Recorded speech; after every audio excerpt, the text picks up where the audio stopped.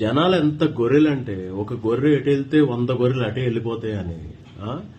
ఏదన్నా ఒకళ్ళు చేశారంటే మిగతా వాళ్ళు అందరూ చేసేస్తారు. ఇప్పుడు ఆ అమ్మాయి ఎవరో పూసలు అమ్ముకుంటుంది, కాస్త కూస్త అందంగా ఉంది, ఎవడో వీడియో తీసాడు, హైలైట్ అయింది. ఇక మీకు మీకు మీరు పెట్టేటివేనా? మీ క్యారెక్టర్ ఉండదా? మీకు ఆత్మగౌరవం ఉండదా? మిమ్మల్ని మీరు తగ్గించేసుకుని వాళ్ళెవరినో హైలైట్ చేసుకుంటారా?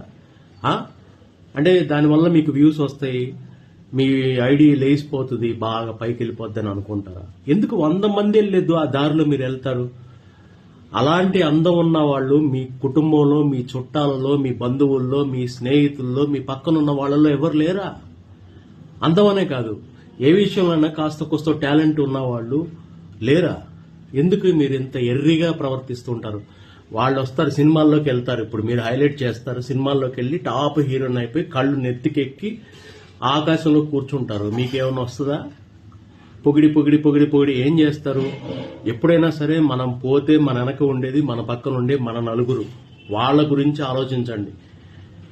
మీ వాళ్ళని సంతృప్తి పరచండి, మీ వాళ్ళని ఎంకరేజ్ చేయండి, మీ అనుకునే వాళ్ళకి సపోర్ట్ ఇవ్వండి. ఎవరికో కాదు, 100 మందిలో వెళ్లే రూట్లో వెళ్ళటం కాదు.